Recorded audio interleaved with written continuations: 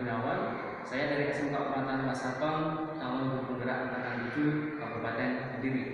Pendidikan adalah hak setiap manusia. Oleh karena itu, kita sebagai pendidik harus bisa mengarahkan peserta didik kita ke arah yang lurus, ke arah yang benar, dengan memberikan teladan contoh yang baik, sehingga mereka pada saat sudah lulus dari sekolah, mereka dapat menerapkan atau mengaplikasikan sikap-sikap teladan kita yang telah kita berikan kepada mereka.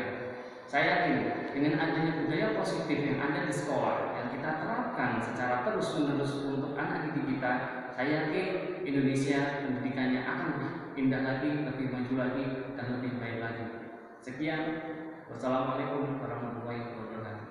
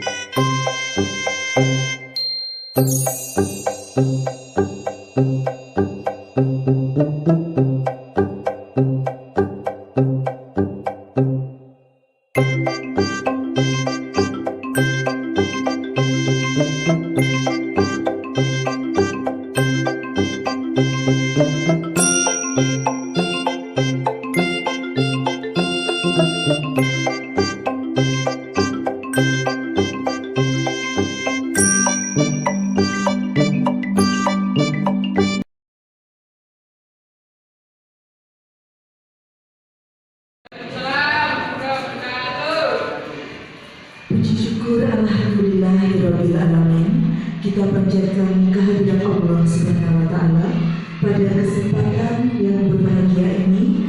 Kita semua dapat hadir dalam acara sosialisasi untuk diseminasi budaya positif di lingkungan sekolah. Sebelum acara ini dimulai, marilah bersama-sama kita buka dengan bacaan hamdalah dari umul kita. Mari bersama-sama. Alhamdulillahirabbil alamin.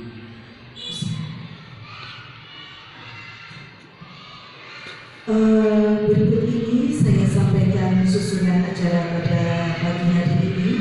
Yang pertama adalah pembukaan, kemudian yang memasuki acara yang kedua yaitu pembacaan susunan acara sosialisasi, kemudian yang ketiga adalah acara inti sosialisasi diseminasi budaya positif di lingkungan sekolah yang akan disampaikan oleh Bapak Arif Muhammad Ali Gunawan, Sarjana Pendidikan, kemudian dilanjutkan dengan penutup. Selanjutnya untuk acara sosialisasi diseminasi budaya positif di lingkungan sekolah untuk Bapak Arif selaku narasumber dipersilakan.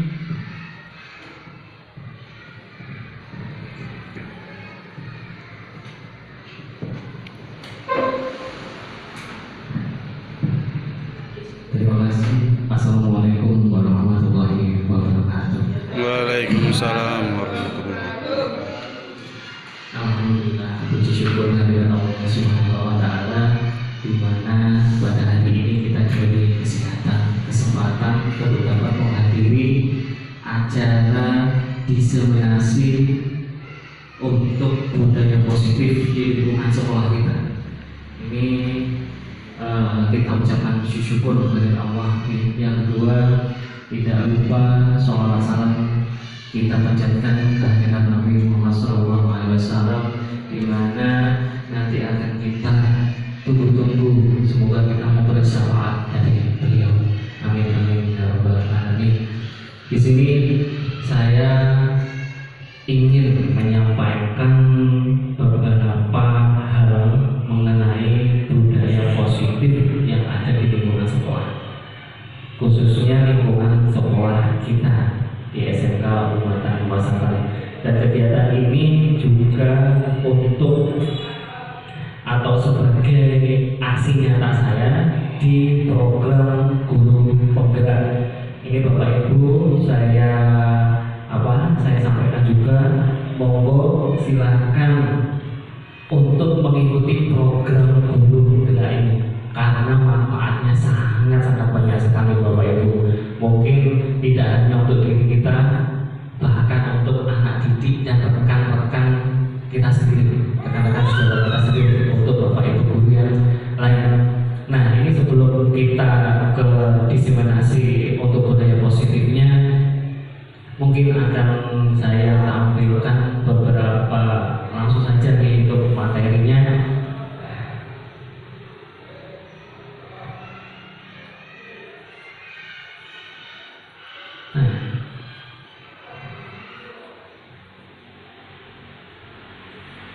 Ini kalau tugas di awal saya untuk demonstrasi kontekstual di visi dan misi Guru Penggerak. Jadi sebelum ke intinya budaya positif, saya ingin menyampaikan terlebih dahulu bagaimana seorang pendidik atau bahkan untuk sekolah sendiri itu kita harus memiliki visi dan misi.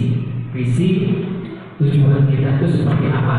Nah, sebelumnya saya ingin menyampaikan juga bahwa Bapak pendidikan kita Ki Hajar Dewantoro itu menyampaikan beberapa hal. Salah satunya ini, Ki Hajar Dewantoro sejak jauh hari mengenalkan sistem yang disebut sebagai sistem AMO. Pendekatan dengan sistem ini berupaya untuk menciptakan pengajaran dan pendidikan berdasarkan pada asih, asuh, dan asah, asih, asah, dan asuh. Melalui pendidikan AMO ini Ki Hajar Dewantoro menciptakan profil guru penggerak yang humanis, tangguh menghadapi segala tantangan. Artinya Bapak Ibu, di sini kita sebagai pendidik harus memberikan teladan-teladan yang baik kepada anak didik kita, memberikan contoh-contoh yang baik kepada anak didik kita. Tidak hanya kita menyampaikan ilmu, tetapi kita lebih mengenal. Biasanya kan anak didik kita beri contoh secara langsung. Jadi kita beri teladan bagaimana sikap kita, bagaimana kedisiplinan kita. Nah, dengan cara apa? Dengan cara sistem AMO. Selain itu kita juga bisa menciptakan anak-anak atau yang namanya pendidik itu kan tidak hanya seperti tadi yang saya sampaikan menyampaikan materinya, tapi kita juga bisa menuntun mereka, Bapak Ibu. menuntun mereka ke arah minat dan bakatnya sesuai amanat, sesuai minat dan bakat mereka. Artinya kita tidak boleh memaksa. Sekarang kalau dulu mungkin ya, zaman dulu itu kita sebagai guru bisa diktator, bisa semena-mena. Wah, ini kamu harus jadi seperti ini. Mungkin tidak ada bapak ibu guru, tapi orang tua yang ada di rumah biasanya bersikap seperti itu. Kamu harus jadi ini nanti di masa depan kamu. Pada saat kamu sudah dewasa, kamu harus jadi seperti ini. Itu mungkin efeknya nanti anak itu memang melakukan, tetapi setengah hati, tidak bagus. Artinya kalau sudah melakukan setengah hati, apapun yang dilakukan tidak maksimal, itu tidak bagus. Kalau diajar di Wantalo itu juga bahwa semua anak didik atau anak kita itu ada yang namanya kodrat alam dan kodrat zaman. Kodrat alamnya itu yang sudah dimiliki mereka, yang ada di dalam diri mereka, itu kodrat alam. Artinya karakter, keunikan, sikap, perilaku, itu yang namanya kodrat alam, sudah dimiliki anak sejak lahir.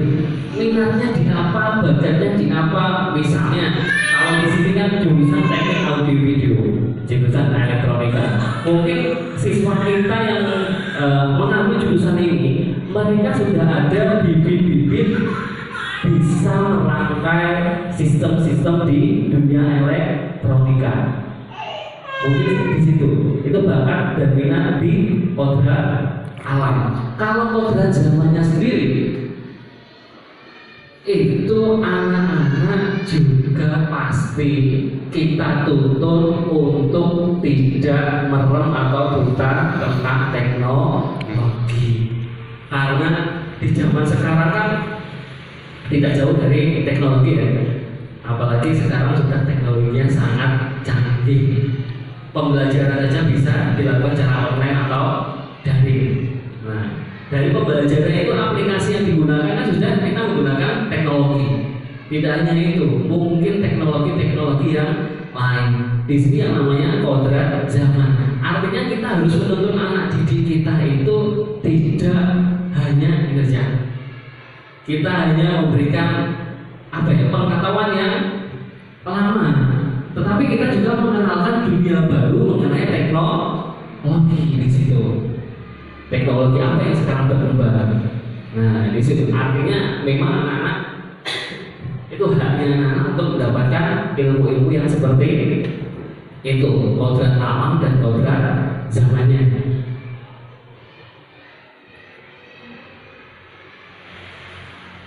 Terus setelah Kiai Haji Dewantoro memberikan filosofinya dari beberapa hal, biasanya tentang bagaimana kita menuntun anak-anak, bagaimana kita memberikan contoh dan teladan. Nah, ini kita sebagai guru harus memiliki sifat-sifat seperti ini, Bapak Ibu guru: mandiri, reflektif, kolaboratif. Artinya mandiri pada saat kita bekerja itu kita bisa atau memiliki solusi, terus kita bisa bekerja secara cepat, tepat, meskipun kita mandiri. Reflektif artinya di sini kita harus bisa memberikan hal-hal yang baru juga. Kalau kolaboratif, kita bisa berkolaborasi dengan Bapak Ibu yang lain. Tidak hanya misal kalau saya mapelnya bahasa Indonesia, kita bisa berkolaborasi dengan mapel matematika misalnya. Atau mungkin pada saat kita mau pembelajaran, kita tidak hanya sendiri, tetapi kita juga bisa berkolaborasi dengan Bapak Ibu dengan mapel yang berbeda. Bisa Bapak Ibu. Artinya di sini dengan tujuan apa? Anak-anak memperoleh pengetahuan yang double. Pembelajaran juga dilakukan dengan menarik. Kalau biasanya anak-anak, kalau kita tidak memiliki strategi, kalau kita tidak memiliki trik, tips, bagaimana anak-anak bisa mengikuti pembelajaran dengan menarik. Nah, itu kan wis ngantuk biasanya. Seperti Bapak Liga ini di depan tapi ngantuk. Nah, mungkin karena saya ceramah ini contohnya seperti itu Bapak Ibu. Pembelajarannya mungkin tidak menarik. Kalau kita menggunakan ceramah, memang dari itu anak-anak pasti ngantuk. Makanya kita usahakan menggunakan model-model yang sangat menarik. Berbagai model pembelajaran bisa kita lakukan. Nah, itu Bapak Ibu. Kalau kita sebagai guru pastinya saya yakin ini Bapak Ibu guru yang di sini itu pasti kreatif semua ya. Nah ini kita juga harus memiliki inovatif pembelajaran juga berpihak pada murid. Nah ini yang paling penting adalah pembelajaran berpihak pada murid. Jadi yang saya tahu pada saat saya sekolah dulu memang pembelajarannya sebatas Bapak Ibu guru duduk terus menyampaikan materi tanpa ada hal-hal yang lain. Gitu. Kalau di sini berpihak pada murid artinya kita memberikan kesempatan seluas-luasnya kepada anak didik kita untuk bisa berkreasi. Padahal anak-anak memiliki keunikan tadi, memiliki karakter bidang bakat masing-masing. Nah, kita di situ tugasnya adalah mengeksplor mereka. Wah, mungkin di sini ada anak didik kita yang tidak hanya pandai di dunia elektro, mungkin dia pandai di bidang yang lain, entah itu musik atau mungkin di seni rupa atau mungkin di olahraga, itu masih ada. Tidak menutup kemungkinan anak-anak yang memiliki bidang itu saja.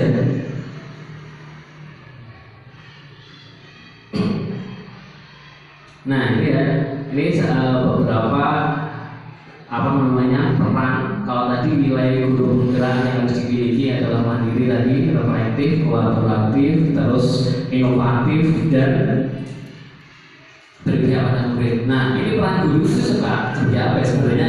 Kalau kita di dunia atau di program guru penggerak ini, peran guru itu ada beberapa. Yang pertama adalah menjadi coach bagi guru lain. Nah, seperti ini Bapak Ibu, yang saya bilang seperti ini, saya menjadi coach bagi Bapak Ibu di sini.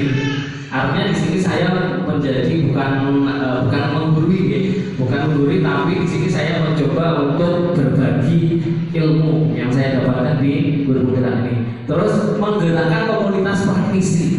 Kalau menggerakkan komunitas praktisi yang kita lakukan adalah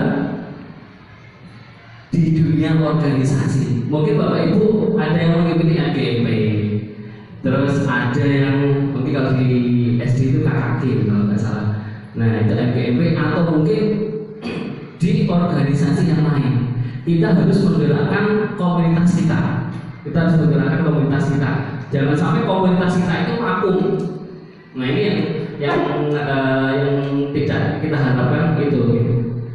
Komunikasinya vakum, tidak ada kegiatan sama sekali. Ini perannya. Terus yang selanjutnya adalah mendorong kolaborasi antar guru mewujudkan kepemimpinan murid. Nah ini alhamdulillah kemarin di tahun 2021 saya sudah menjadi narasumber untuk Microsoft Office. Di situ mungkin Bapak Ibu ada yang ikut program ini Microsoft Office yang diadakan Kementerian Pendidikan. Dan di sini sebelumnya saya masih jadi peserta.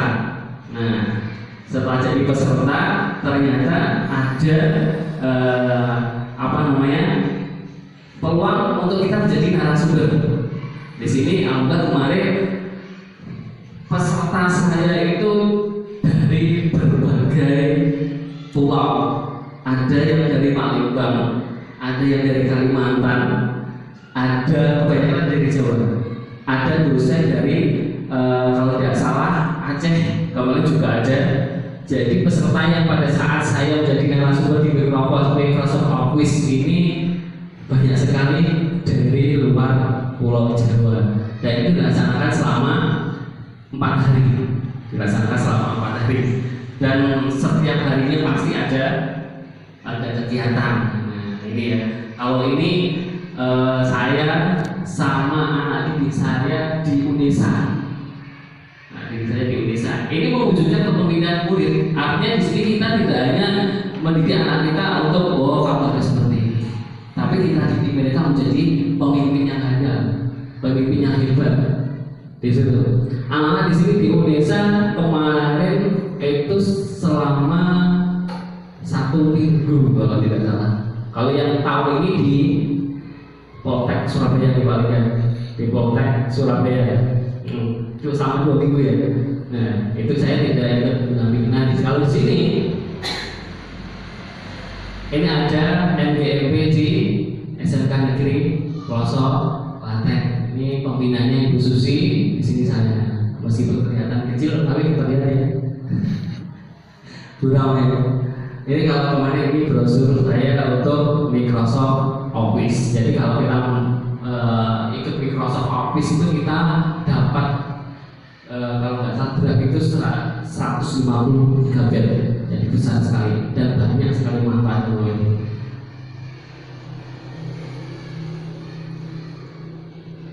Terus selanjutnya ini kalau peran dan nilai dari guru penggerak di filosofi Gajah Dewantara menghadirkan 3 kata kunci yaitu teladan, motivasi, berdaya, dan merdeka yang harus ada di dalam diri kita sebagai pendidik. Ini ya, kita sebagai teladan berikan contoh-contoh yang baik untuk anak didik kita, disiplin yang bagus, perkataan dan tingkah laku yang bagus, terus memotivasi mereka. Mungkin kalau anak-anak biasanya ada yang malas untuk belajar ya biasanya. Nah itu bagaimana kita bisa memotivasi mereka Bapak Ibu, memotivasi mereka agar mereka itu lebih giat lagi untuk mengikuti proses pembelajaran di sekolah. Terus berdaya dan merdeka, artinya pendidikan sekarang itu tidak menekan.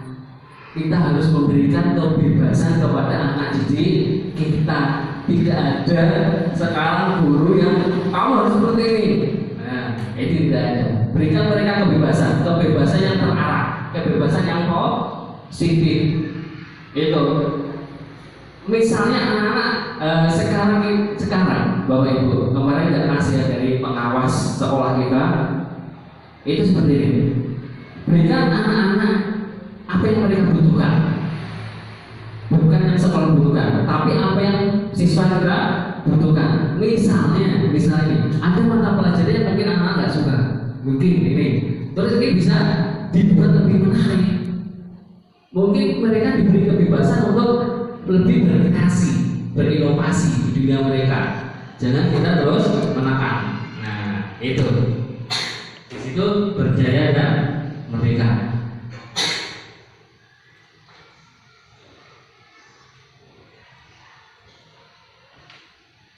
Nah ini sudah selesai.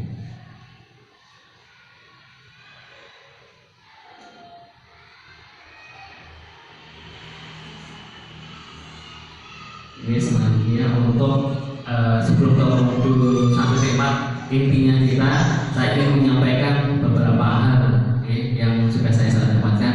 Ini visi setiap sekolah, setiap bapak ibu guru harus memiliki visi. Visi itu apa? Visi yang memberi kekuatan, visi yang baik seperti apa? Visi yang memberi kekuatan, semangat, dapat menggerakkan hati, serta dapat dijalankan bersama secara berkolaborasi. Yang namanya sekolah itu kan tidak hanya milik pribadi atau satu orang.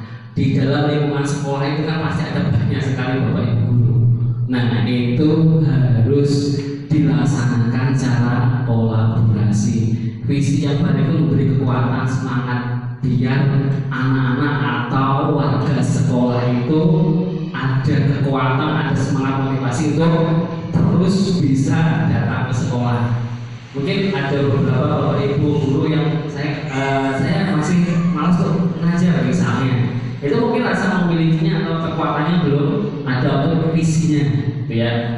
Visi adalah yang sejalan dengan filosofi Diajar Dewantara apa? Menuntut segala kekuatan kodrat yang ada pada diri demi terciptanya standar well-being. Seperti tadi, kodrat alam dan kodrat zaman anak harus terpenuhi semuanya, Bapak Ibu. Menuntut murid dapat kita sesuaikan dengan hal yang ingat sosok keluarga, imadio mawon dansa, tuturi handa ini filosofi dari Diajar Dewantara yang setiap hari mungkin dari kita sekolah jenjang tingkat rendah ini sudah kita dapatkan ya. Jadi ingat sesuatu dengan filosofi dari Diajar Dewantara sesuai dengan kodrat alam dan kodrat zamannya siswa. Nah, untuk mewujudkan visi yang berbakat murid harus selaras dengan profil pelajar Pancasila yang mungkin kemarin sudah sempat kita bahas sedikit pada saat pertemuan di hari Sabtu. Nah, itu karena mungkin videonya terlalu kurang panjang, akhirnya kita mulai lagi di sini. Profil pelajar Pancasila. Ini cemilannya budi Bu. Kelihatannya ngantor semua Bu. Mungkin kalau dikasih cemilan betul ngantor dulu. Pancasila itu ada 5 ya, nanti saya tunjukkan di slide berikutnya. Ini untuk visinya, terus ini profil pelajar Pancasila. Yang pertama, beriman bertakwa kepada Tuhan Yang Maha Esa dan berakhlak mulia. Ini yang harus ditanamkan di awal. Harus ditanamkan di awal ini. Beriman, bertakwa dan berakhlak mulia. Tujuan kita mendidik anak itu biar mereka ada kekuatan iman dan takwanya serta budi pekerti yang luhur. Itu budi pekertinya harus bagus, mandiri, artinya bisa menyelesaikan semua masalah. Mereka bisa secara mandiri menyelesaikan masalah mereka, bernalar kritis. Nah, ini anak-anak harus kita tuntut untuk bernalar kritis, terbiasa untuk memikirkan, bisa berpikir hal yang mungkin di luar dugaan. Nah, itu tapi ke hal yang positif. Nah, itu ya. Nanti di luar dugaan jangan sampai mereka berpikir yang negatif, tapi ke hal yang positifnya. Kreatif. Nah, ini yang kemarin saya lihat, alhamdulillah untuk anak didik kita, siswa kita sudah kreatif ini juga dari tuntunan Bapak Ibu yang dari sini, dari Pak Pras, dari Pak Nawal, dari Pak Liga, dari Pak Tommy, semua Bapak Ibu yang ada di sini, Bu Yuris, semuanya akhirnya anak kreatif. Yang saya lihat kemarin anak membuat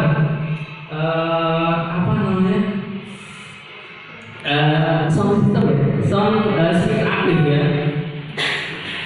Dari speaker aktif yang awalnya tidak ada apa-apa, cuma lempengan tipis, akhirnya dirangkai menjadi speaker aktif, ada lampunya kelap-kelip, itu hal yang menarik.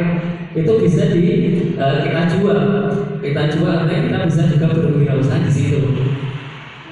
Itu Bapak Ibu. Terus bergotong royong. Tapi yang saya lihat di sini di SMK kita, SMK Umar Masato, saya lihat anak-anaknya suka bergotong royong, apalagi kalau sudah mau jam pulang, bergotong royong untuk segera ambil atau menyiapkan kunci sendiri-sendiri. Nah, ini gotong royongnya bagus. Ada teman yang punya hilang, langsung dibantu untuk mencari biar bisa pulang bareng-bareng.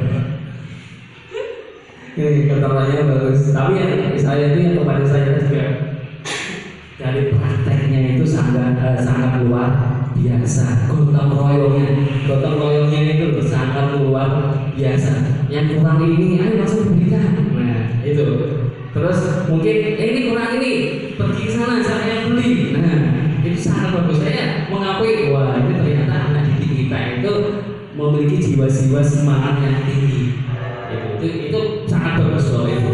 Terus berkebinekaan global. Artinya apa berkebinekaan global ini? Artinya kita harus menuntut siswa kita biar mereka bisa menghargai dan menghormati budaya lain.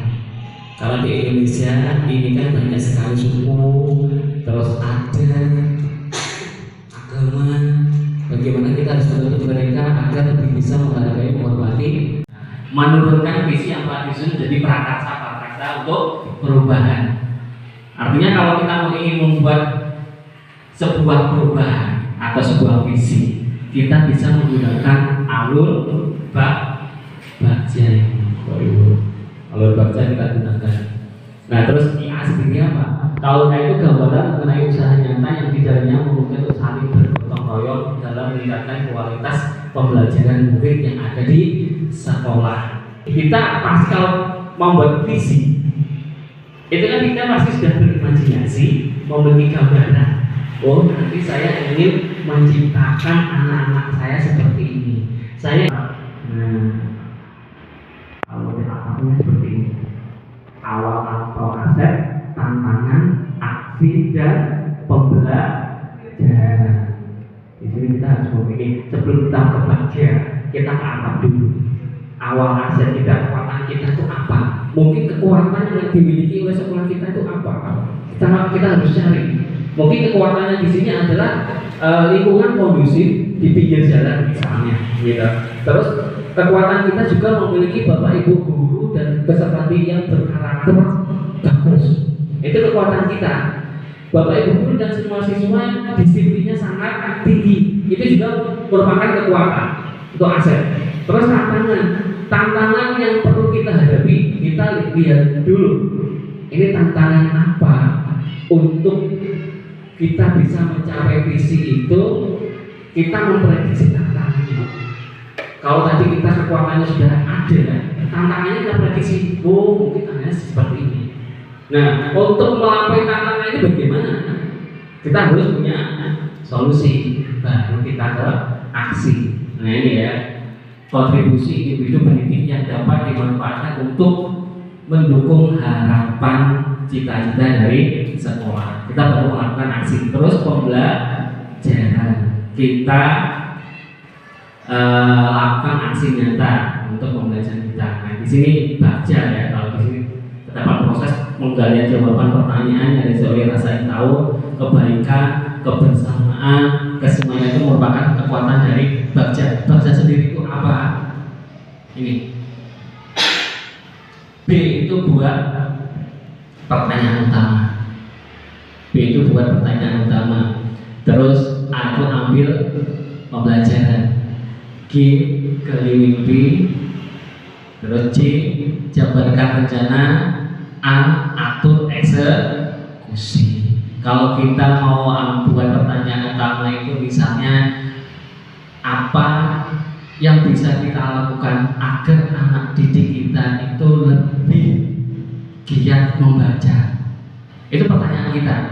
Pertanyaannya biar lebih giat membaca, apa yang kita lakukan sebagai bapak ibu? Nah itu di situ ambil pembelajaran. Ya di sini kita tahu bahwa setelah anak-anak kita tahu di situ apa yang mereka membuat mereka lebih termotivasi untuk membaca apa. Di situ. Nah ini kalau visi saya seperti ini.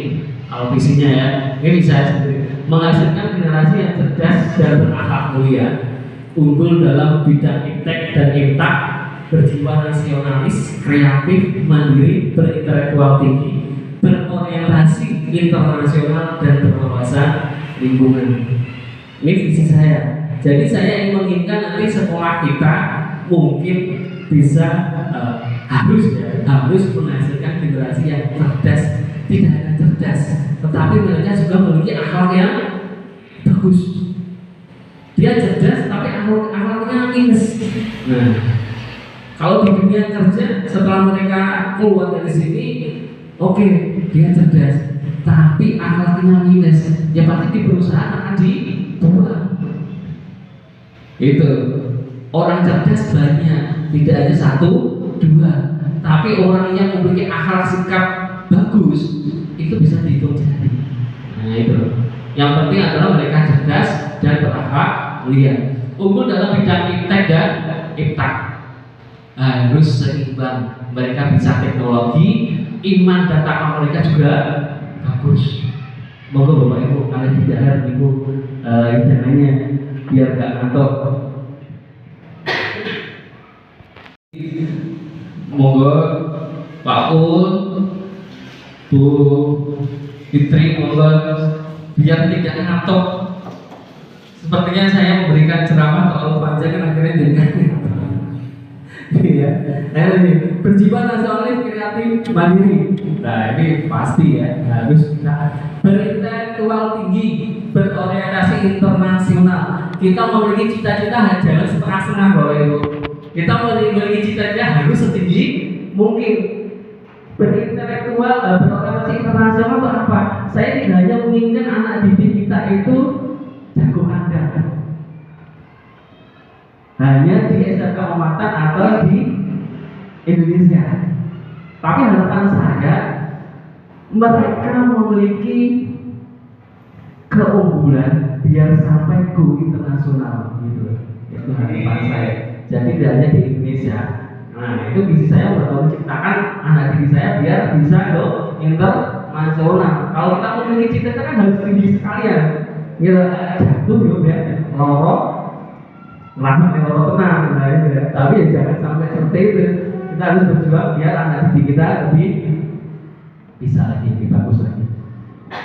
Ruang wasabi, kalau kita lihat sekarang banyak masyarakat Indonesia membuang sampah itu kan sembarangan. Itu hal yang kecil, tetapi itu berefek berdampak sangat besar.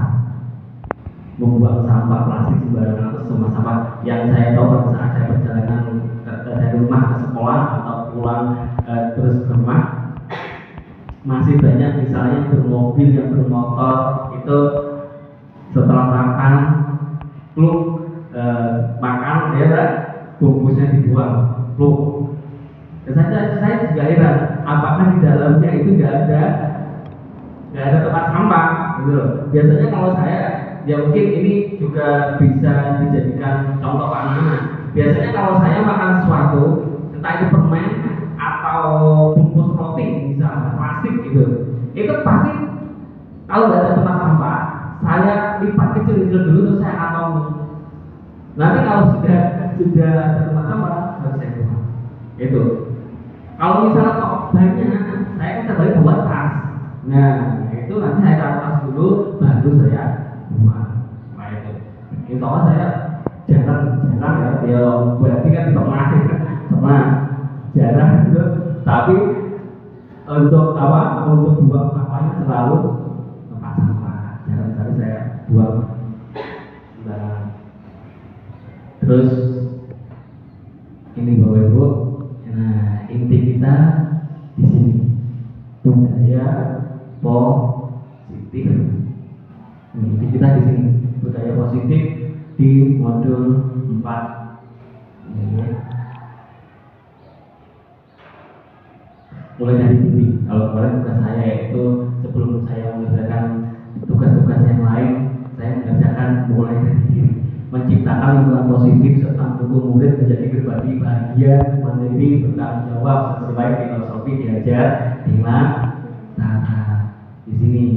Jadi sebelum saya ke Bapak Ibu guru, ini kesannya Bapak Ibu guru dengkek ini ya. Ada yang matanya merah semua, itu Pak Liga ini kelihatannya ngelembur dari malam Pak Liga. Sampai di sekolah itu sudah ngantuk Pak Liga. Kemungkinan nggak hanya di sini Pak Liga ya, di ruang kerja kemarin juga ngantuk Pak Liga. Sampai pekerjaan teledor dibawa mimpi sama Pak Liga. Nggak kejar Pak Liga ya, biar nggak ngantuk Pak Liga. Karena sebelum saya menyampaikan ke panjenengan, saya juga praktikkan ke anak-anak. Bahwa saya memberikan contoh gitu. Kemarin juga sempat membuat video dengan anak-anak juga bagaimana kita bersikap. Misalnya anak-anak telat, misal anak-anak tidak mengerjakan tugas. Nah itu kemarin juga sempat saya membuat video dengan anak-anak. Oh ternyata kalau kita, sikap kita sebagai pendidik, sebagai guru, kalau ada anak yang salah jangan dihukum. Nah ini kan banyak sekali nih, termasuk saya juga kalau bergerak gitu ya, jadi hukum. Nah mungkin bukan untuk rasa mau melakukan, tapi untuk pembelajaran mereka agar lebih disiplin. Itu tujuannya ya, bukan tujuan yang negatif Bapak Ibu.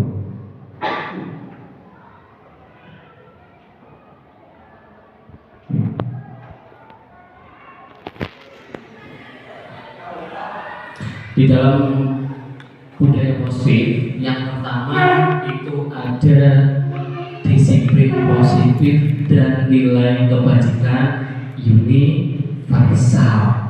Ini disiplin positif itu apa?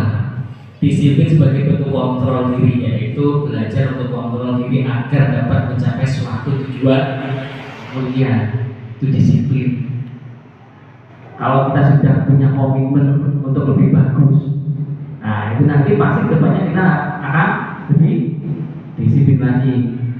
Di mana ada kemerdekaan, itulah harus ada disiplin yang kuat, sungguh disiplin itu bersifat self disiplin. Artinya self disiplin, kalau di sini ada Bu Yuri itu saya ada Bu Yuri, saya agak malu karena kalau menyebut untuk membaca bahasa Inggris takutnya salah.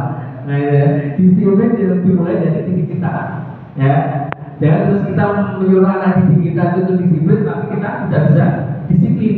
Nah, itu kita tidak bisa memberikan contoh ke anak didik kita. Kita lakukan dulu Bapak Ibu. Kita lakukan dulu disiplin mulai dari diri kita sendiri. Kalau kita sudah termotivasi, ada perubahan dalam diri kita, baru anak didik. Tapi untuk introspeksinya jangan lama-lama, ya. Nanti introspeksinya terlalu lama, 1 bulan 2 bulan ya itu ya. Kita sendiri yang maksudnya kita dengan sekeras-kerasnya, tetapi itu sama saja. Sebab kalau kita tidak cakap melakukan self disiplin, wajiblah menguasai disiplin diri kita. Artinya apa? Misalnya ini, saya sudah guru didik, terus saya tidak bisa disiplin, nah ya. Nah, itu harus ada seseorang yang bisa mendisiplinkan kita. Mungkin orang yang kita takuti. Kalau di sini bapak sekolah, kalau ibu kepala sekolah. Ibu kepala sekolahnya nggak ditakuti. Kalau lagi yang lain, nah itu yang berbahaya, Bapak Ibu ya. Ini saya kutip dari pemikiran Hajar Dewantoro di buku konsepsi keteladanan sikap berita cetakan 5 2013 halaman 470. Ini ya yang pertama.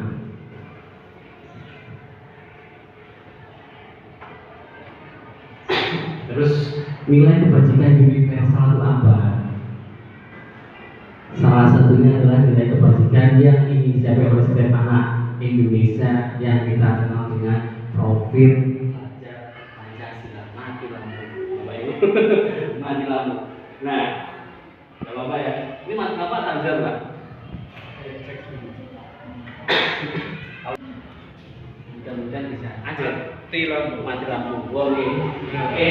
Kalau ini nggak apa-apa Pak Liga. Lebih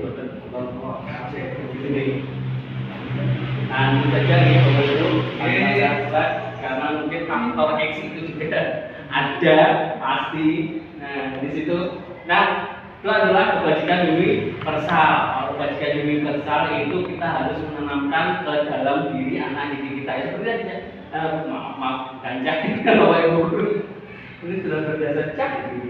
Yang pertama kita harus membuat atau memberikan hal yang bagus, teladan kita, memberikan contoh, nilai-nilai yang bagus, nilai yang baik. Mungkin Bapak Ibu sudah tidak perlu saya jelaskan apa itu contoh. Kalau kita sudah disiplin, misalnya Bapak Liga setiap hari sebelum pukul 7 beliau jam 6:15 sudah datang di sekolah. Nah, padahal di sekolah belum ada Bapak Ibu guru, tapi beliau sudah datang. Misalnya masuk pukul 07.00, tapi beliau sudah hadir di sini 6:15. Nah, itu contoh yang bagus. Itu nanti lama-kelamaan anak didik kita juga akan bisa mencontoh seperti itu, memperbaiki diri. Oh, Bapak guru saja jam 6:15 sudah datang di sini. Masa saya harus lari-lari dari sana ke sini? Ya, keterlambatan saya. Nah, itu kan pasti lama-lama anak kan malu, gitu. pasti anak-anak akan malu, terus mereka mengikuti Pak Liga. Nah itu pasti itu nanti Pak Liga. Ini yang saya lihat seperti itu ya Pak Liga. Jam 6.15 sudah datang di sini. Alhamdulillah. Makanya ngantuk-ngantuk sekarang ya. Ya. Kita juga bisa mengikuti jejaknya Pak Liga, jejaknya Pak Pauli yang sudah merekam. Nah, ini ya. Pak Liga biasanya di sini kan sudah memberikan contoh, misal sudah nyambut di depan. Tanpa disuruh, pada datang di sini ke 6.15, meletakkan tas, terus langsung ambil sapu, dua itu luar biasa. Terima kasih Pak Liga ya. Ini kelihatan kelas kita bersih ya gara-gara Pak Liga tadinya. Itu berikan contoh yang bagus. Tidak hanya itu, tidak hanya disiplin, contoh-contoh yang ya. Terus selain kebajikan universal, kita juga sebagai guru juga bisa membuat yang namanya, kalau kemarin kita sudah buat kesepakatan kelas. Jadi agar anak-anak itu bisa mengikuti kita.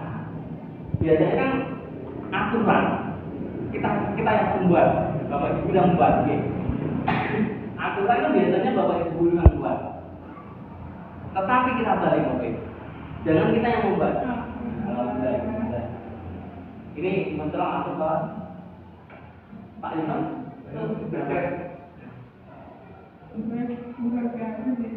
Alhamdulillah nyala dan tidak nyala sepertinya sama ya. Samanya sama-sama redup. Mataharinya masih malu-malu untuk menampakkan sinarnya ini. Seperti Pak Liga setiap hari malu meskipun sudah memberikan contoh yang baik, malu-malu di sini, gitu. Saya suka sekali sama Pak Liga itu. Kedisiplinannya itu sangat suka. Bapak Ibu masih molor di rumah, masih masak, beliau sudah datang di sini nyapu. Terima kasih Pak Liga ya. Mudah-mudahan bisa ditiru anak Pak Liga. Nah ini sebenarnya sebelum kita ke kebajikan kesepakatan kelas di sini ada yang namanya teori motivasi, hukuman dan penghargaan restitusi. Ini yang harus kita aplikasikan dalam pembelajaran kita. Apalagi kalau biasanya ini yang paling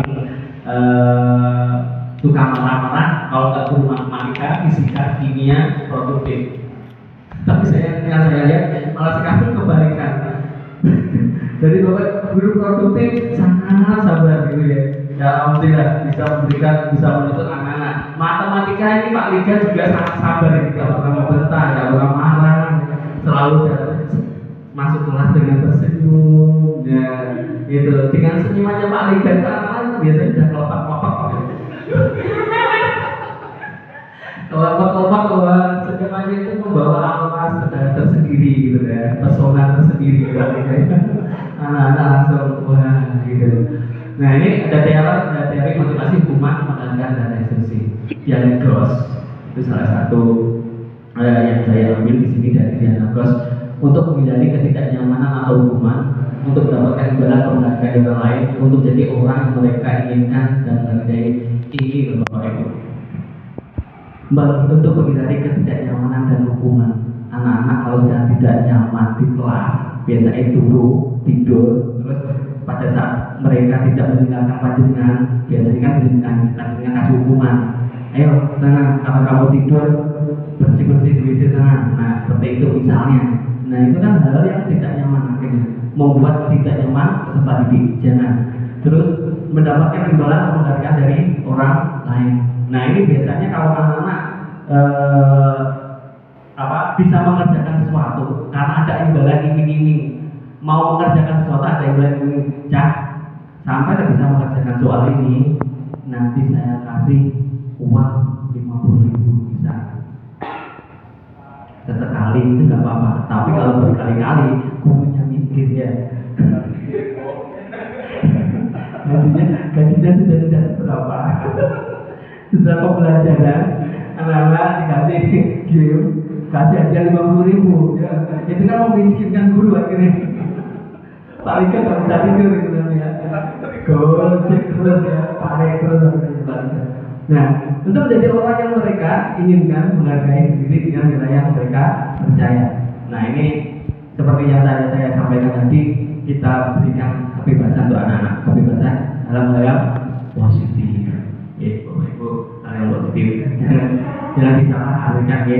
Nah, ini sama untuk teori motivasi hukuman. Nah, ini yang namanya hukuman itu bisa bersifat tidak berencana, terus datangnya tiba-tiba seperti tadi, ya, datangnya tiba-tiba, tidak terencana. Masa kamu masa panjangnya itu mau memberikan hukuman anak sudah direncanakan dari rumah, tidak mungkin. Wah, saya nanti harus memberikan hukuman kepada kawan, gitu. Nah, bapak gitu, saya itu misalnya seperti itu, kan nggak mungkin. Nah, berarti kalau kita rencanakan seperti itu kan berarti kita ada indikasi balas dendam. Nah, itu tidak boleh. Tidak terencana atau tiba-tiba sakit mantelnya bapak ibu guru sama anak didik kita, sakit mantelnya ya, akhirnya kasih hukuman. Nah, itu biasanya kan sudah seperti itu, wes mangkel mentok, wes kasih hukuman. Ya, itu seperti itu untuk pembelajaran dari mereka. Hukuman bersifat satu arah dari pihak guru yang ini dan murid hanya menerima suatu hukuman tanpa suatu kesepakatan atau pengarahan dari guru. Nah, ujung-ujung dihukum, tiba-tiba dihukum. Nah, itu tanpa ada pengarahan, ya pasti shock gitu ya. Terus tiba-tiba saya nggak berbuat salah apa-apa, kok tiba-tiba dihukum sama Pak Liga. Nah, misalnya Nawang berbeda, Pak Nawang berbeda misalnya, gitu ya. Menurut orang secara ideal tindakan belajar itu adalah penghargaan sesungguhnya. Artinya di sini apa Bapak Ibu? Anak-anak mendapat ilmu, anak-anak mendapat teladan yang baik, itu merupakan penghargaan yang paling besar, penghargaan untuk mereka yang paling besar itu. Jadi bukan hadiah, bukan hukuman, tapi pembelajaran yang bermanfaat. Kalau disitu sebuah pendekatan untuk menciptakan disiplin yang positif, nanti kita bahas di belakang. Ini Bapak Ibu, keyakinan kelas yang sudah sempat saya sampaikan tadi. Biasanya kalau aturan Bapak Ibu yang buat, sekarang jangan. Coba setiap Bapak Ibu yang ada di sini karena memiliki mapel yang berbeda-beda, panjenengan memiliki kesepakatan kelas yang berbeda-beda. Misal Pak Liga, kesepakatan kelasnya apa? Beliau membentuk aturan dengan musyawarah sama anak didik kita. Cah, ayo kita buat kesepakatan kelas. Ini kelas kita biar bagus, kita harus memiliki kesepakatan, kita harus memiliki aturan. Nah, kesepakatan kelas yang sudah kita buat itu kita harus jalankan, nggak boleh tidak. Misalnya, misal Pak Liga, misal kesepakatan apa yang biasa panjenengan berikan kepada anak didik? Mungkin kesepakatan apa biasanya? Kesepakatan kelasnya apa? Kesepakatannya itu kalau tidur saat ada guru itu Ustaz 10 kali. Nah, itu ya, itu adalah konsekuensi menghukum atau balas dendam. Dia tidak ngantuk Pak. Tergantung juga. Tuh. Ya, mudah-mudahan nanti bisa lebih berubah lebih baik ya. Mungkin ya kita tidak menggunakan visi, tapi nanti mungkin bisa jadikan kesepakatan kelas. Mungkin kalau tidur di kelas itu cuci muka. Nah, itu bisa. Atau siapa yang tidur di kelas harus membersihkan atau sholat meja, kan tidak terlalu berat. Nah, itu. Atau mungkin kalau bilis biasanya kesepakatannya apa kalau dalam kelas?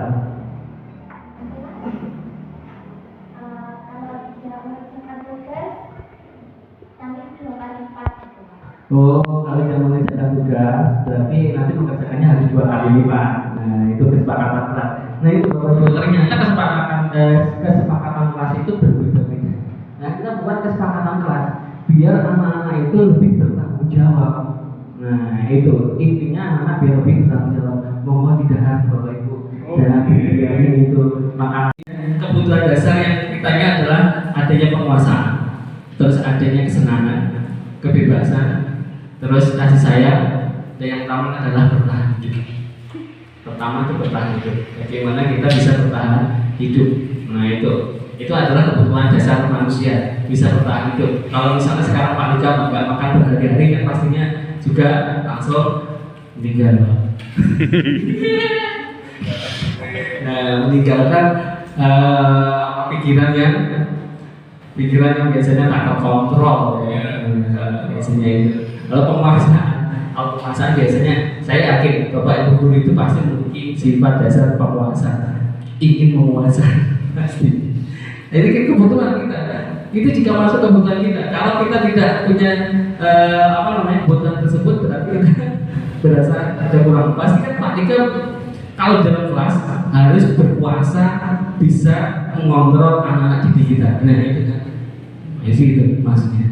Terus kesenangan pasti anak-anak tidak hanya menginginkan setelah belajar selesai, tetapi anak-anak kesenangan itu bisa kita pakai trik-trik tadi bahwa itu model-model pembelajaran yang sangat banyak sekali. Jadi anak-anak senang. Anak-anak enggak jenuh, kebebasan. Nah, kasih kebebasan kepada anak-anak. Jangan kita menekan, ya. Mungkin kebebasannya apa? Terus jangan lupa diberi kasih sayang. Mungkin kalau saya lihat Pak Dika mau masuk kelas biasanya peluk dulu siswa yang cowok, tapi kalau cewek kan dia dibeli dulu kasih dibeli rambutnya. Buat tos ini ya, biasanya tos Pak. Nah, itu juga bisa. Itu juga menandakan kasih sayang. Itu ya.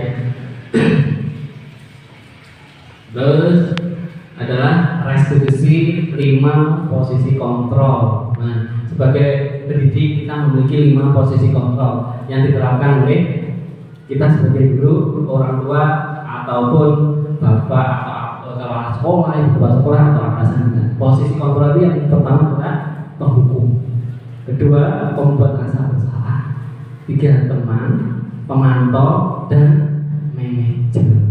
Nah ini Bapak Ibu, ada Bapak Ibu yang senang menghukum, ada Bapak Ibu yang bisa membuat kata-kata anak-anak itu merasa bersalah. Nah terus sebagai teman, nah, saya lihat biasanya Pak Tommy itu sebagai teman sapaan itu juga bisa. Terus pemantau, terakhir adalah manajer. Kalau yang saya kasih contoh seperti ini, Bapak Ibu. Jadi kalau penghukum itu biasanya Bapak Ibu itu langsung menghukum, kasih konsekuensi. Biasanya kalau ada anak lari lapangan sebanyak 5 kali, nah itu langsung hukum. Itu tidak diperkenankan sekarang. Jangan menghukum. Terus ada juga pembuat rasa bersalah. Nah ini efeknya itu berbeda. Efeknya berbeda Bapak Ibu. Penghukum membuat rasa bersalah itu nanti membuat siswa biasanya mereka malah hilang percaya dirinya, kepercayaan diri mereka akhirnya hilang. Seperti mereka kan dipermalukan di hadapan teman-temannya, gitu loh. Dihukum, suruh lari-lari, anak-anak dilihat sama teman-temannya akhirnya malu. Nah itu kan akhirnya menurunkan rasa kepercayaan diri mereka yang sebenarnya mereka bagus, percaya dirinya tinggi, tapi gara-gara hukum terus dilihat teman-temannya akhirnya malu, percaya dirinya turun. Terus kalau membuat rasa bersalah biasanya ada kata-kata ini juga netral ya. Netral itu artinya bisa positif, bisa negatif, tergantung dari anaknya sendiri. Kalau membuat rasa bersalah biasanya ada kata-kata seperti ini. Ayolah Dika, apa kamu nggak kasihan sama Pak Tommy? Biasanya Pak Tommy, nanti Pak Tommy dipanggil kepala sekolah, kamu nggak kasihan? Nah itu membuat rasa bersalah anak. Kata-kata kamu nggak kasihan sama Pak Liga, nanti Pak Liga dipanggil kepala sekolah. Nah itu membuat rasa bersalah anak-anak. Iya. Terus teman, kalau teman itu biasanya diinginkan oleh semua anak didik kita. Ayo bro, lakukan seperti itu. Teman itu kita lebih mengayomi, kita bersikap lebih ke teman. Terus pemantau terus manajer. Yang paling bagus di sini adalah kita sebagai manajer, karena di sini kita memiliki nilai yang positif. Artinya kita bisa memotivasi anak, kita bisa memberikan hal yang positif ke anak. Nah itu. Setelah itu adalah segitiga restitusi. Nah segitiga restitusi seperti ini. Nanti artinya kalau kita sudah mempraktikkan 5 kontrol posisi gaji kita sebagai guru, yang kita gunakan adalah sebagai manajer. Kita memberikan teladan yang baik, kita memberikan motivasi, kita tidak menghukum, tetapi kita memberikan solusi kepada mereka. Itu yang namanya manajer, ya, bukan penghukum. Nah ini segitiga restitusi. Yang bisa saya jelaskan adalah yang pertama apa? Yang pertama adalah menstabilkan identitas stabilitas. Nah ini menstabilkan identitas ke anak dengan menggunakan segitiga restitusi. Itu contohnya bisa seperti ini Bapak Ibu. Artinya anak-anak akan lebih, dia tidak merasa dihukum atau mereka tidak merasa nah itu mereka itu akhirnya oh iya ternyata Bapak Ibu guru itu sabar. Nah itu yang diingat itu. Contohnya seperti ini, kata-kata kalimatnya seperti ini, berbuat salah itu tidak apa-apa. Saya dulu itu juga pernah sekolah dan berbuat salah. Nah itu kata-kata seperti itu. Jangan malah nih, awakmu bersalah, hukumnya bersih. Nah itu jangan. Itu ya. Terus tidak ada manusia yang sempurna. Tidak ada manusia yang sempurna. Ini kita pasti memiliki kekurangan dan kelebihan. Terus saya juga pernah melakukan kesalahan seperti apa yang kamu lakukan, tetapi saya cepat memperbaikinya. Kamu bisa nggak cepat memperbaiki? Ya bisa seperti itu. Ya Pak Liga, jangan ngantuk kali ya Pak Liga. Pak Liga sih tidak yang salah ya. Nah ini, padahal kamu bisa melakukan yang lebih buruk dari ini, tetapi kamu tidak melakukannya. Misalnya ada siswa yang telat, terus jenengan panggil, kenapa kamu telat? Pasti kan jenengan tanya-tanya dulu, gitu. Terus katanya adalah, oke tidak apa-apa, kamu telat tidak apa-apa. Padahal kamu bisa melakukan hal yang lebih buruk, misalnya kamu tidak masuk ke sekolah, tetapi kamu masih berusaha untuk masuk ke sekolah, itu masih bagus, itu artinya bagus. Nah itu kita bisa menguatkan mereka gitu. Kamu pasti punya alasan mengapa melakukan hal itu. Nah alasannya apa? Kamu kok bisa telat? Biasanya kan anak suka telat, apalagi bapak ibu guru yang mungkin kalau ini saya yakin semuanya bapak ibu guru disiplin, okay? Disiplin. Staff di sini juga disiplin, bapak ibu guru staff. Nah ini juga saya lihat disiplinnya sangat bagus. Apalagi tadi juga budingnya jam 6 sudah di sini. Nah itu sangat disiplinnya nanti tinggi. Artinya Pak Liga dengan kedua budingnya tadi. Iya. 15 menit. Oke. Terus ketiga adalah menanyakan keyakinan, ya. Apa yang kita percaya sebagai kelas, apa yang kita percaya sebagai keluarga. Kita menanyakan keyakinan mereka. Mereka yakin apa enggak? Mereka memiliki seperti disiplin diri apa enggak? Kalau punya, ya bagus. Nah, ini mungkin ada pertanyaan dari Bapak Ibu guru. Monggo saya persilakan. Mungkin ada pertanyaan atau apa dari Bapak Ibu guru, Pak Nol, Pak Liga, Bu Liga, Pak Pras, Pak Ilham, Bu Yulis mungkin, Bu Anita, Paul, mungkin yang lain. Oke Pak. Bukan Pak Liga sebentar. Ya, assalamualaikum warahmatullahi wabarakatuh. Waalaikumsalam warahmatullahi wabarakatuh. Saya mau bertanya Bapak, misalkan kalau kami kan kesepakatannya di kelas, saya selaku wali kelas, misalkan kalau ada yang anak tidur, saya hukum kesepakatannya dari anak dan sudah sepakati, misalkan push up, terus apa lagi ya, saat kalau ada guru lagi demonstrasi, ada yang di sebelahnya anak mungkin juga ikut bicara, itu kesepakatannya hukumannya yaitu adalah skot jam. Nah ini kalau menurut Bapak apakah diperbolehkan atau bagaimana untuk kesepakatan yang positif itu bagaimana? Terima kasih. Terima kasih Pak Liga atas pertanyaannya. Ini pertanyaan yang sangat bagus dari Pak Liga. Bagaimana kita membuat kesepakatan kelas agar mungkin tadi contoh-contoh dari Pak Liga itu sudah diterapkan ya. Kesepakatan yang kelas yang muncul, nah itu seperti apa? Nah itu ya intinya.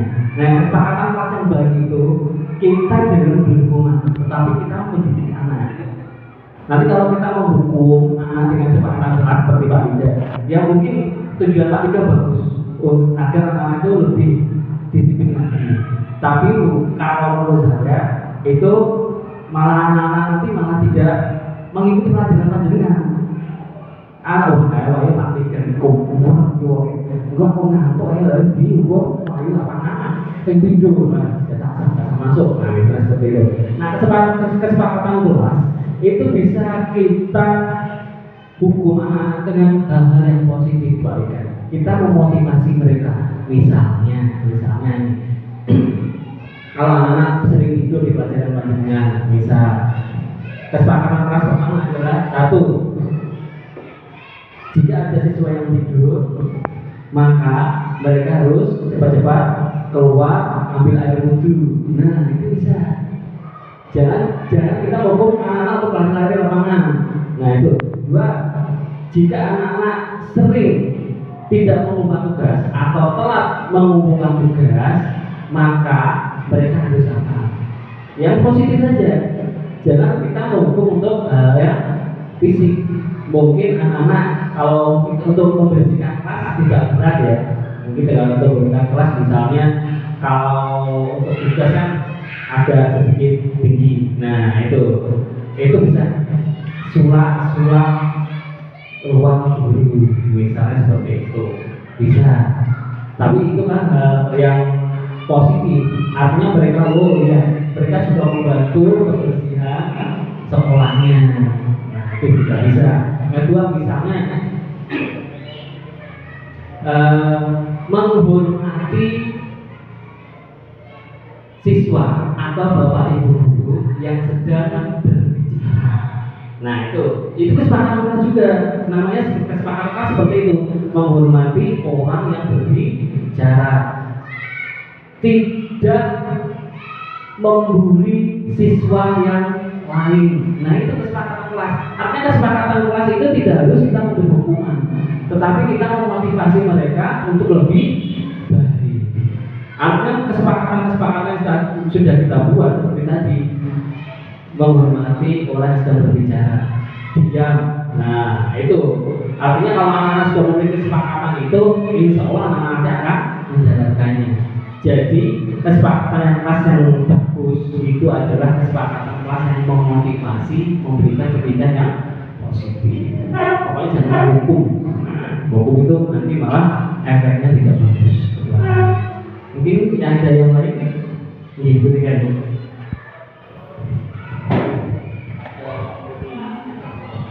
Assalamualaikum warahmatullahi wabarakatuh. Waalaikumsalam warahmatullahi wabarakatuh. Begini Pak, dari Desiminasi Budaya Positif di Sekolah, selama ini saya sebagai guru itu mungkin mengikuti metode yang lama ya. Paradigma kita adalah mengajar itu metodenya banyak kita tuh banyak berceramah sehingga membuat siswa itu menjadi jenuh.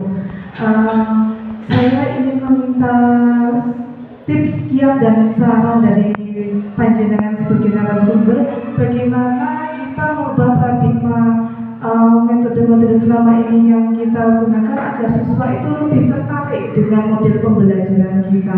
Jadi pada intinya model pembelajaran apakah yang tepat untuk kita berikan kepada siswa agar siswa tertarik dengan pembelajaran kita. Terima kasih. Assalamualaikum warahmatullahi wabarakatuh. Waalaikumsalam.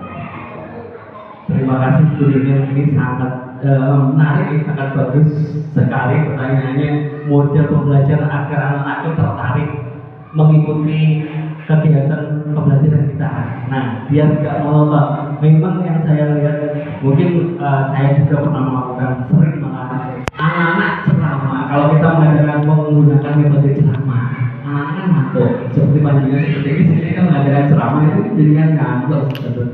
Semuanya ngantuk, apalagi Pak Liga di depan ngantuk. Nah, biasanya gini, saya menggunakan model yang anak-anak itu aktif semua begini. Biasanya kalau namanya model pembelajaran itu kemarin saya pernah menggunakan model pembelajaran seperti ini. Artinya saya siapkan vas bunga. Nah, di vas bunga itu kan pasti ada kembangnya, ada daunnya, ada batangnya, terus ada vasnya sendiri. Nah itu pada saat pembelajaran puisi di situ agar anak-anak tidak ngantuk, saya tempeli vas setiap bagian bunga itu dari daun, kembang, batang, vasnya. Saya tempeli satu kata di situ. Saya tempeli satu kata. Anak-anak itu nanti saya suruh untuk mengambil lot. Mungkin dia mendapat bagian daun, tangkai, atau pasnya. Nah itu kan sudah kata masing-masing. Anak-anak ke depan. Nah kata yang diambil, misalnya saya dapat daun. Di dalam daun ini ada kata apa? Misalnya hati, misalnya. Nah anak-anak ini harus membuat puisi yang di dalamnya ada kata hati. Nah di situ kalau proses pembelajaran dari awal kita sudah menarik seperti itu, insya Allah anak-anak juga pembelajaran menarik nih. Mungkin tidak hanya itu. Terus saya juga pernah menggunakan media cobek. Cobek itu nah yang dari tanah liat. Nah yang dari tanah liat itu pada saat pembelajaran untuk mengarang deskripsi. Nah itu pembelajaran mengarang. Nah mengarang di situ sebelum anak mengarang, anak-anak itu saya suruh untuk berimajinasi, untuk menggambarkan apa yang ada dalam khayalan mereka di cobek. Misalnya anak-anak menggambarkan pemandangan, mungkin anak-anak menggambarkan ibu mereka, mungkin anak-anak menggambarkan sekolah masa kecil mereka. Apa yang ada di dalam anak-anak itu digambarkan lewat cobek itu. Nah setelah mereka menggambarkan ini memang memerlukan waktu yang lama, tetapi dengan hal tersebut anak-anak akan lebih tertarik. Nah itu anak gambar dulu, anak gambar sesuai apa yang mereka pikirkan gambar cobek itu. Setelah mereka menggambar, mereka itu mendeskripsikan gambar mereka di depan. Artinya mereka berimajinasi, merasa, mereka juga belajar berbicara di depan. Nah itu mendeskripsikan apa yang mereka gambarkan. Ini saya menggambar sosok ibu saya. Di sini ibu saya tergambar menggotong atau memboyong apa namanya di sini biasanya orang Jawa itu cangkol atau apa itu yang dia menggambarkan seperti itu, atau dia menggambarkan sosok ayah yang bertelanjang saja, terus memakai ini, terus ada cangkulnya tadi. Dia gambarkan itu sosok ayah saya. Dia adalah bekerja keras, beliau menghidupi saya. Nah itu di di pembelajaran ini tidak hanya mengasah kemampuan berkhayal mereka, tetapi itu berbicara juga. Yang terakhir kemarin saya menggunakan yang sudah saya terangkan kemarin adalah menggunakan ping bola bowling itu. Jadi memang model pembelajaran semenarik mungkin bisa kita pakai. Kalau sekarang sudah ada LCD, kalau dulu mungkin masih jarang gitu. Nah itu bisa kita putarkan video anak-anak. Nah itu biasanya memang saya menggunakan model-model yang menarik siswa biar bisa ini menarik pastinya ini apa lagi nih Pak Arif nih gitu. Kalau ke dalam kelas, nah menunggu mana ini seperti itu. Jadi model-model pembelajaran kita harus banyak menguasai dan kita kekreatifan kita di situ, inovasi kita memang di asah di sini. Begitu begini.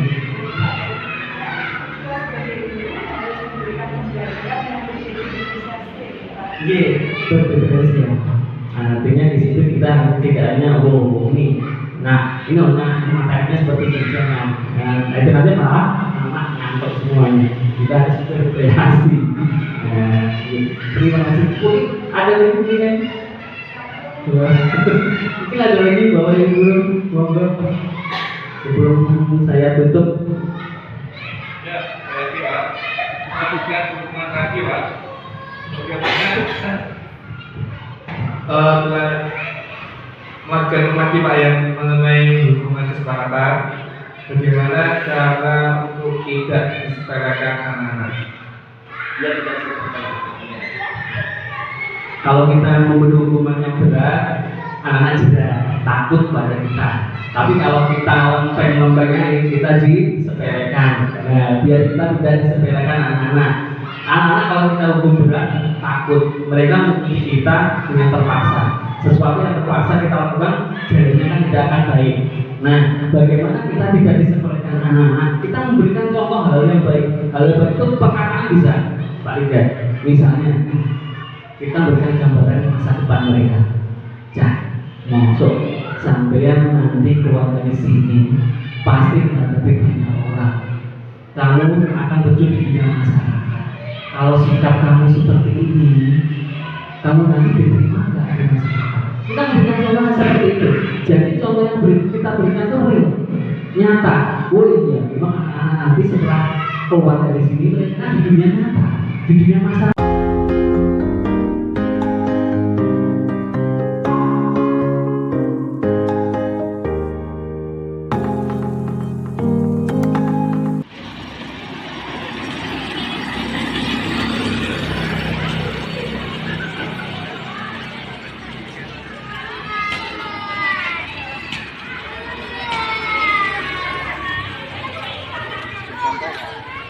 Iya Pak, terima kasih.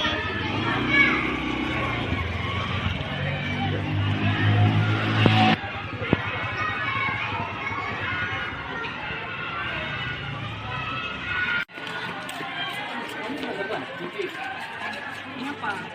Kamu tahu kan, aturan sekolah kita kalau terlambat 3 kali dalam sampai 100 meter, berarti harus menerima konsekuensi. Iya Pak, saya tahu. Namun yang apel yang saya tumpangi itu lebih lama datanya karena berarti di halte. Jarak tempuh rumah kamu dengan sekolah berapa lama, Fikri? Jarak tempuh rumah saya ke sekolah itu 50 menit. Itu pun kalau lancar. Kalau nggak lancar bisa mencapai makan 1,5 jam. Dan akhirnya saya memutuskan hari ini untuk menaiki Gojek. Kamu tahu kan, Nak? Peraturan sekolah kita, kesepakatan sekolah kita seperti apa? Iya Pak, saya tahu kesempatan sekolah kita. Kalau begitu, kamu usahakan besok berangkat lebih awal ya. Itu untuk mengantisipasi kemacetan. Biar nanti pada saat angkotnya macet, kamu bisa mengantisipasinya. Ya, kamu tidak kasihan sama Pak Arif jika Pak Arif dipanggil pas sekolah. Iya Pak Arif, saya tadi sudah mencoba bangun lebih pagi dan berangkat lebih awal. Namun angkot yang saya tumpangi itu berhenti di halte lebih lama dari sebelumnya. Oke, Pak Arif terima alasan kamu hari ini ya. Kalaupun kamu mau bolos sekolah itu bisa kamu lakukan, tapi kalau kamu itu sangat bagus, kamu tidak melakukan hal itu. Tapi ingat ya, peraturan sekolah kita, kalau nanti lebih dari 3 kali kamu terlambat, akhirnya kamu harus mengisi daftar lagi di ruangan saya. Atau lebih dari itu berarti kamu siap-siap orang tuanya kayak kamu ya, Nak. Iya Pak Arif, terima kasih atas perhatian saya. Saya berjanji tidak akan mengulangi keterlambatan lagi. Jangan ulang lagi ya. Dan lihat, ini udah rapi apa belum pakaiannya? Pakaian masih rapi ya. Iya Pak Arif. Terima kasih ya.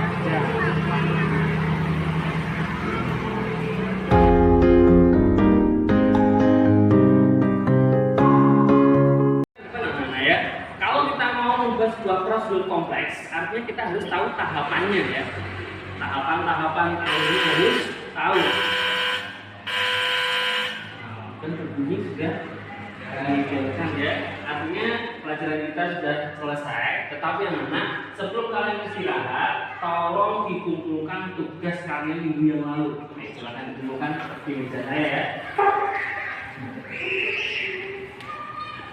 Oke, Dimas sudah, Fikri, iya sudah. Pak, Namun saya lupa membuat tugas saya hari ini. Kamu lupa membuat tugasnya atau kamu tidak mengerjakannya, Bu? Saya lupa doanya Pak. Saya tadi malam sudah mengerjakannya, tapi saya menaruhnya di dalam buku saya yang tidak saya bawa hari ini. Oke, tidak apa-apa. Lupa itu adalah hal yang manusiawi. Tapi kamu tidak berbohong kan Pak Arif? Tidak, saya benar-benar lupa. Benar ya, saya percaya sama kamu. Biasanya saya juga pernah melakukan hal seperti itu, lupa akan sesuatu, tapi saya tetap cepat-cepat untuk memperbaikinya. Kamu siap nggak untuk cepat-cepat memperbaiki kesalahan? Siap Pak, mulai sekarang saya akan memperbaiki kesalahan saya. Sekali lagi saya mohon. Oke, tidak apa-apa. Jangan diulang lagi ya. Besok kamu kumpulkan di meja saya, ya. Siap Pak. Jangan diulang lagi ya, Ul ya. Terima kasih. Ya, tidak apa-apa. Silakan anak-anak istirahat, keluar yang rapi, jangan makan sembarangan kalau di kantin ya. Silakan istirahat. Ya.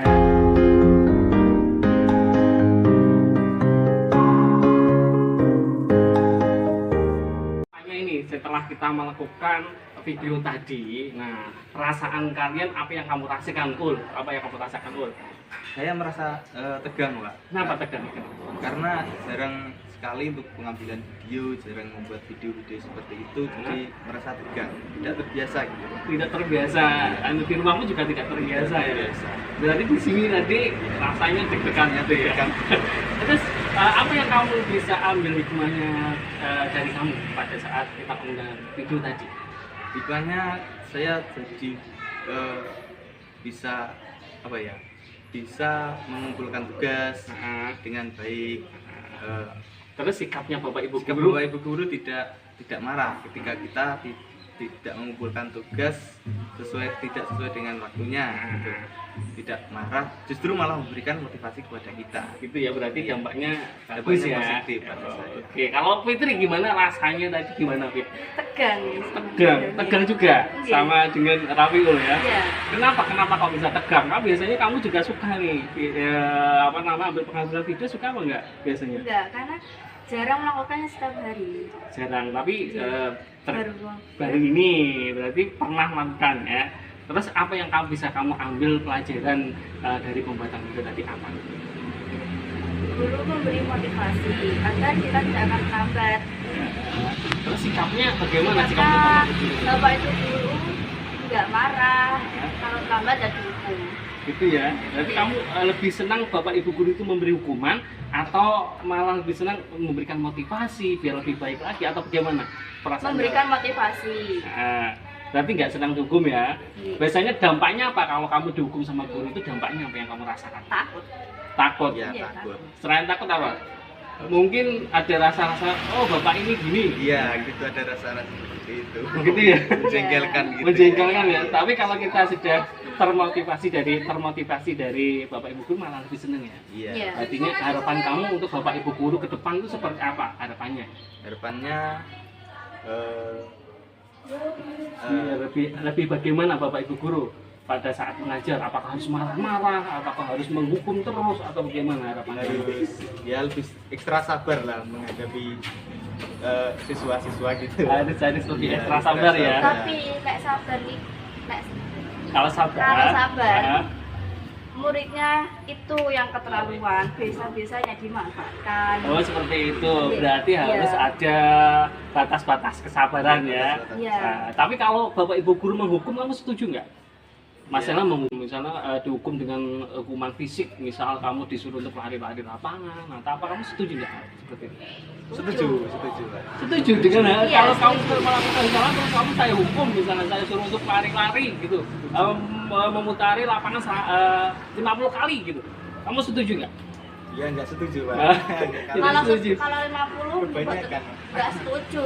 Tapi kalau guru menghukum, setuju nggak kalau guru menghukum itu? Kamu setuju nggak kalau ada guru Setuju, menghukum? tapi hukumnya itu Hukumannya seperti apa yang kamu harapkan? Ya setimpal dengan apa yang diperbuat apa. Setimbang itu berarti tidak hukuman fisik gitu ya, tapi hukumannya lebih ke apa namanya mendidik gitu ya, biar lebih baik lagi. Kayak terima kasih atas apa ya partisipasinya ya. Nah, ini wawancaranya bagus sekali ya. Terima kasih ya. Iya, Pak. Ya. Silakan pulang.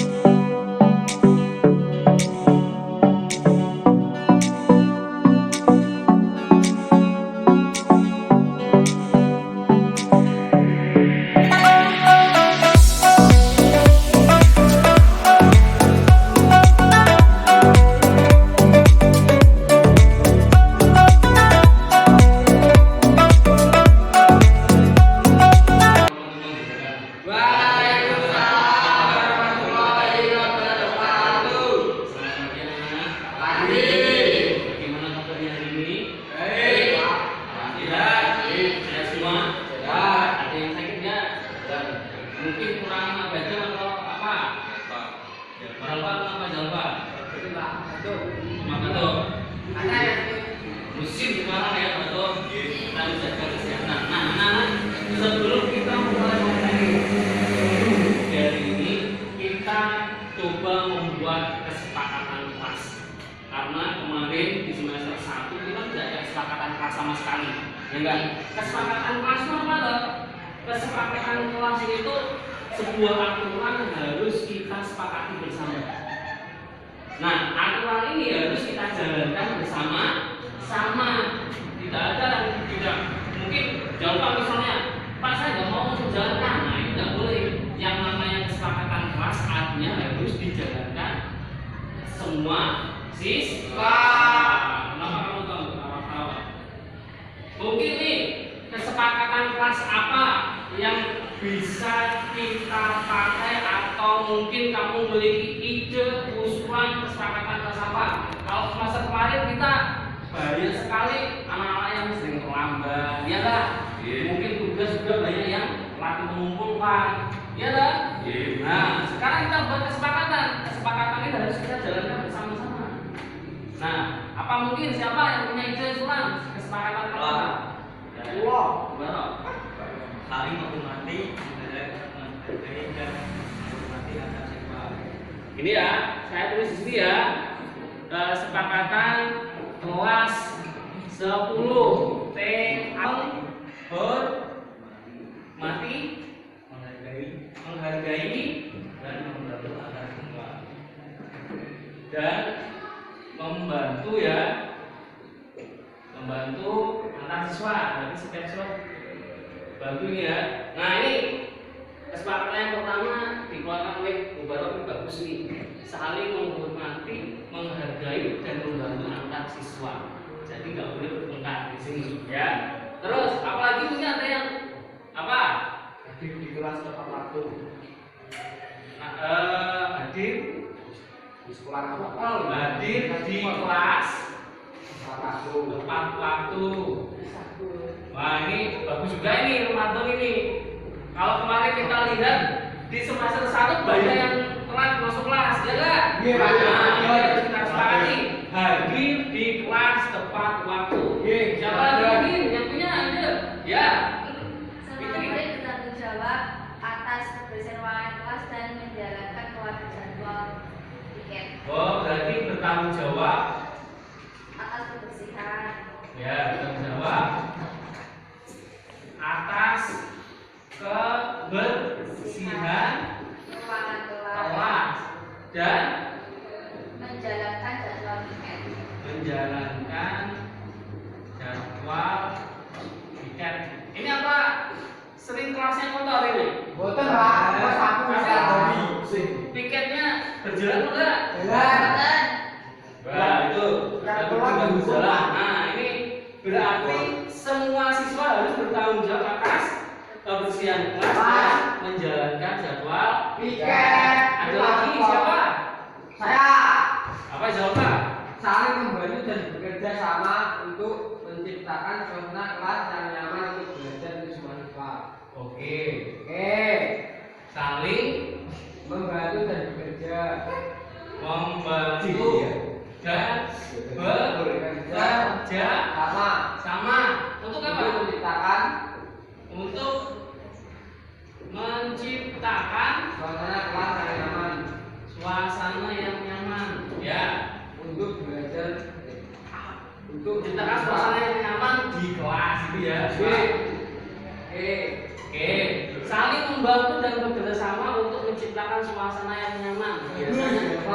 Biasanya ini enggak Bapak Ibu guru yang pada saat penjelasan terus ngomong. Nah, kita suami. Boten, Pak. Nama siapa? kami siap R.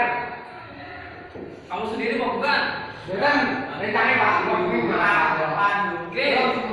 Mungkin ada lagi mungkin. Ada lagi mungkin siapa? Pak Aula. Mengerjakan tugas dan PR tepat waktu. Mengerjakan. Nah, ini ya. Penting. Mengerjakan tugas dan PR tepat waktu. Ini kelihatannya siapa yang sering tidak tepat mengumpulkan tugas?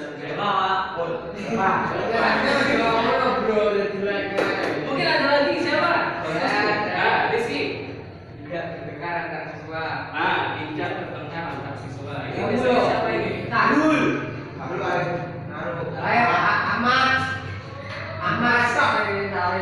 ini loh judulnya ya. Enggak boleh ini ya. Iya, maksudnya kalian wali ya. Tidak bertengkar antar siswa. Bagus nih. Siapa lagi mungkin? Ya. Ada? Oh ya. Mengawali kegiatan belajar dengan berdoa. Oh ya, ini ya. Mengawali KBM atau kegiatan belajar mengajar dengan berdoa. Ini biasanya mungkin ada lagi. Wah, ini Sarul. Menyimak pelajaran guru dengan sungguh-sungguh ketika guru sedang menjelaskan materi pelajaran. Oke, ya. Menyimak penjelasan dari guru secara sungguh-sungguh. Nah, ini biasanya ngomong tadi berarti ya masuk. Ini ada lagi nggak? Wah, Bapak tidak menertawakan siswa sedang berusaha berorientasi atau menjelaskan suatu hal. Oke ya. Tidak menertawakan teman yang berargumentasi. Nah, ini biasanya bocah-bocah ini lagi konconnya ditunjuk ke depan menjelaskan sesuatu terus diketawain ya lah. Biasa Pak. Satu lagi. Oke, saya berarti saingnya ini bisa adalah satu sama. Ya Pak. Bukan Pak Dimas. Ada lagi nggak? Saya. Nah, Rizky. Tidak bermain HP di kelas kembali untuk keperluan proses pembelajaran. Pak, akhirnya bagus nih ya. Tidak bermain HP Masih Pak. kelas kecuali keperluan. Rizky Pak ya. Rizky dulu. Rizky kan kamu itu lahir Dimas. Nah, ini ada lagi nggak, Cak? Ada 1, 2, 3, 4, 5, 6, 7, 10. Mungkin ada lagi nggak? Kita baca bersama-sama ya. Pertama apa? Saling menghormati, menghargai, dan membantu antar siswa. Hadir di kelas apapun. Bertanggung jawab atas kebersihan kelas dan menjalankan jadwal weekend. Saling membantu dan bekerja sama untuk menciptakan suasana kelas yang nyaman. Mengerjakan tugas dan PR tepat. Tidak bertengkar antar. Mengawali KBM dengan berdoa. Jangan lupa sebelum belajar berdoa dulu. Menyimak penjelasan dari guru secara sungguh. Jangan pada ngobrol sendiri. Tidak menertawakan teman yang berargumentasi. Tidak bermain HP di kelas kecuali untuk keperluan belajar. Nah, kesepakatan kelas ini harus kita jalankan secara bersama-sama. Kalau tidak, misalnya kalau ada yang tidak dijalankan, berarti nanti harus ada sanksi. Nah, sanksinya jangan berupa hukuman fisik, tapi sanksinya harus yang bermanfaat. Uang paling itu berbentuk. Kalau uang kan habis. Kalau yang bermanfaat bagi diri sendiri, berarti aku bermanfaat hukumannya apa? Yang bermanfaat untuk diri sendiri dan orang lain. Oke ya, ini kesepakatan kelas yang harus kita jalankan bersama. Ya. Oke, kita lanjutkan ke materi selanjutnya. Nah, SMK bisa. SMK bisa.